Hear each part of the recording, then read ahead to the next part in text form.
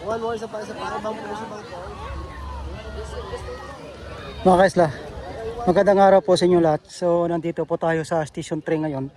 Dito sa tapat mismo ng ng Garden Paradise. Yung mga kaisla, yung Garden Paradise. Oh. So ngayon mga kaisla, ay tayo po ay maglakad papuntang Station 2 kung saan po tayo aabot ng 2,500 step. So kailangan natin ng 2,500 step para maka-continuous tayo sa paglakad. Paunti-unti natin mga kaisla kukunin yung yung paglakad natin, makaabot tayo ng 5,000. So ngayon po ay paunti-unti lang tayo para paunti-unti tayo mag-heal. Kasi medyo masakit pa yung back natin at saka yung hindi pa masyadong mabilis yung paglakad natin. So balang araw abutin natin yung grotto mga kaisla. So yun po, ganyan po yung mga kaisla, yung weather natin, medyo kumalma yung yung hangin habagat. So marami tayong turista dito sa Station 3. Naliligo mga kaisla. So marami. Kasi po ngayon ay Sabado. So medyo madami tayong turistang lokal.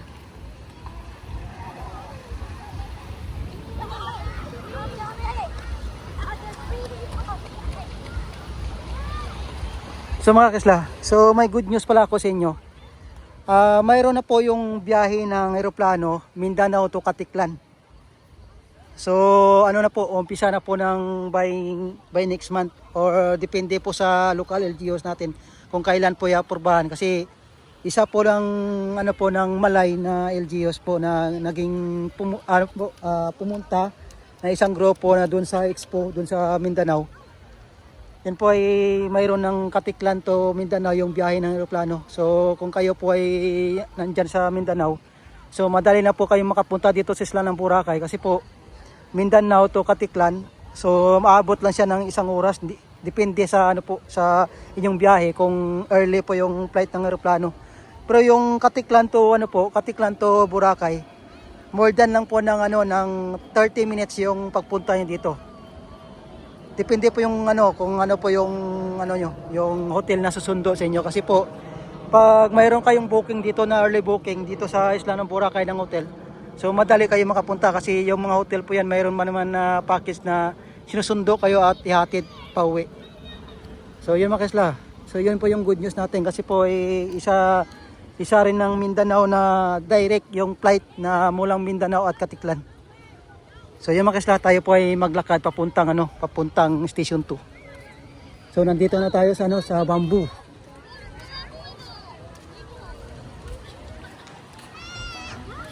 So dito mga kaisla, yung Station 3 kasi wala halos dito na tumatambay, pero dito naliligo marami.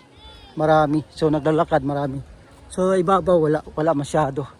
So doon banda sa La Carmela marami nang nakatayo doon. Tapos naliligo din, marami din doon na naliligo. So yung paglakad natin mga kaisla, hindi po masyadong mabilis. Kasi nakikita nyo po sa video natin, parang mabilis tingnan. So mabagal po yung natin paglakad. Puti mga kaisla, low tide kaya medyo malapad yung yung buhangin. Kasi dito banda, medyo mataas. Dito mapatag na siya. So pwede kayo maglaro dito ng football kung mayroon kayong bula. Kasi dito naman mga kaisla, pwede kayo maglaro ng bula. Halimbawa mag-volleyball kayo ng walang net, allowed naman. Pero pag may net, hindi po allowed. Doon lang sa Station 1 na yung allowed ng may net.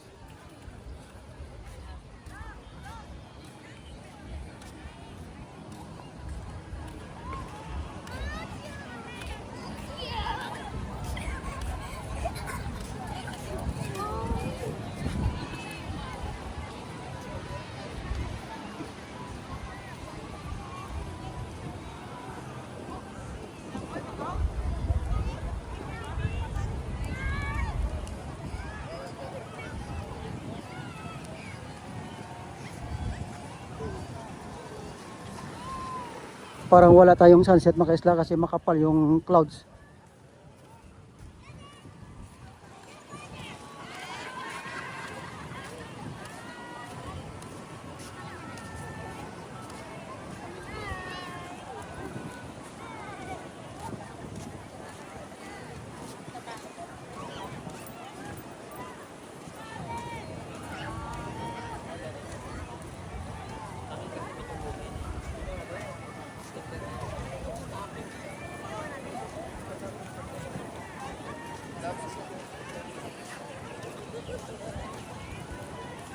So yung mga kasalanan dito na tayo sa, ano, sa La Carmila, tapat mismo ng La Carmila.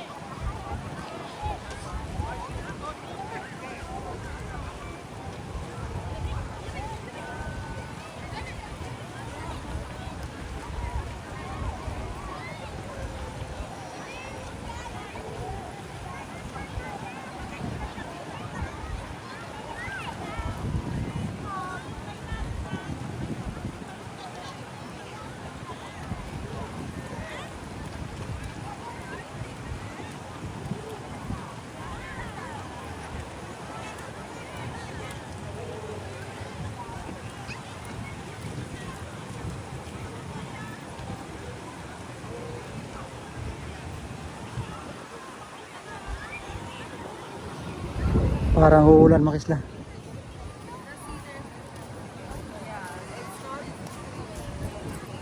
So makulimlim yung ano, yung mainland.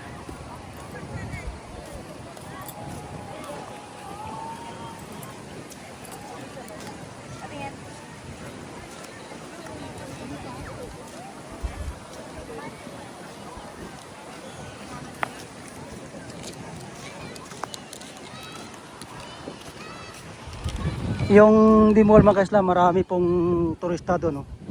Yung Dimol.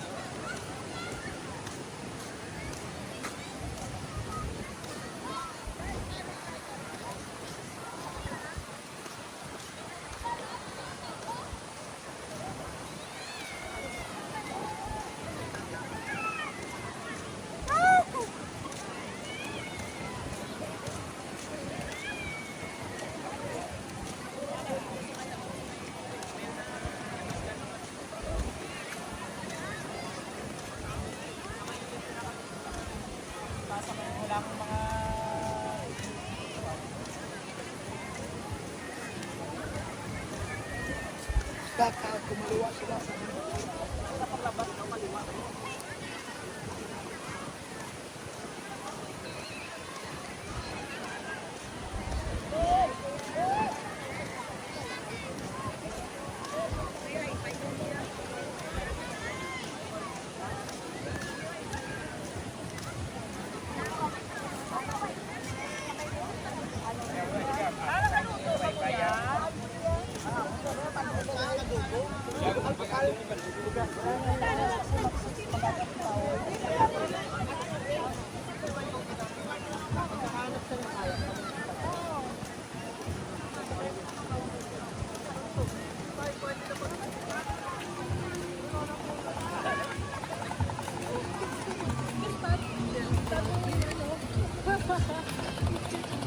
So nandito na tayo mga isla sa ano po sa coast banda. So dito mayroon mga turista din na ano na lokal. So medyo madami dito banda mga isla kasi po doon banda kasi ay mayroong hotel na sa loob kaya andyan yung ano yung mga turista na nakatambay lang sa mula sa Hinan Regency. Tapos doon yung lusutan. Kaya doon yung marami yung turista din kasi maraming hotel doon sa looban.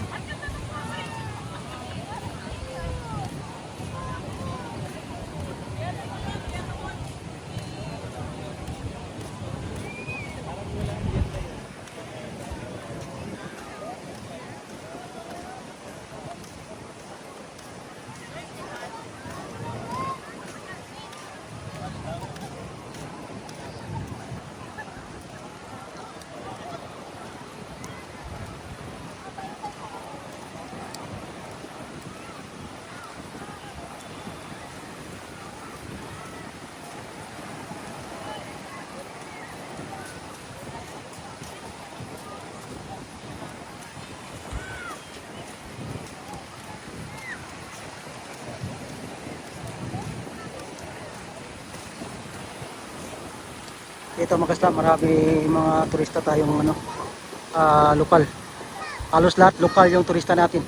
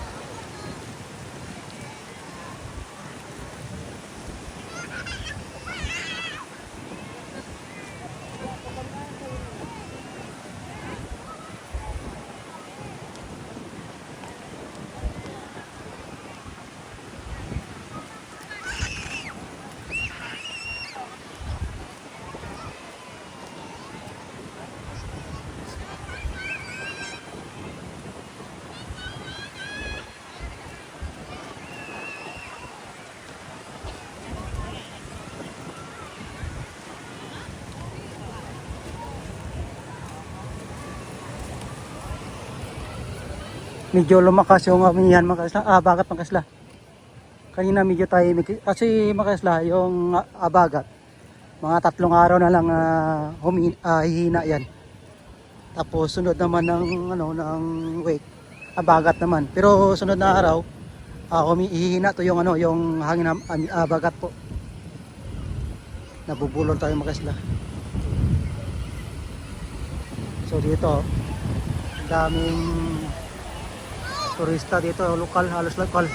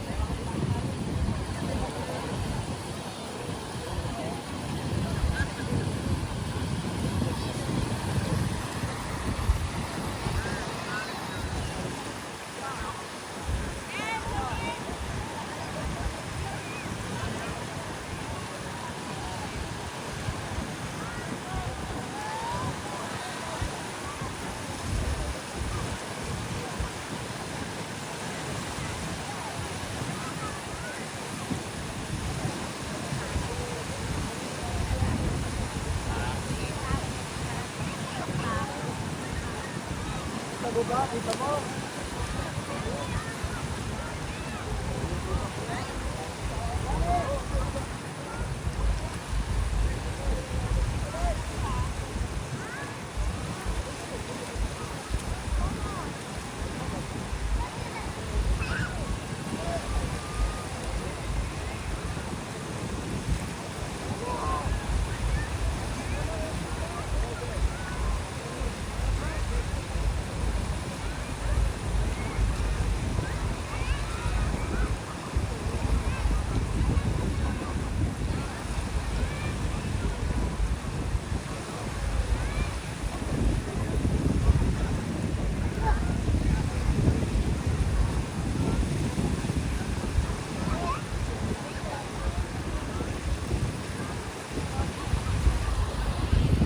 Ang daming turista mga kaisla doon sa ano, sa Dimol.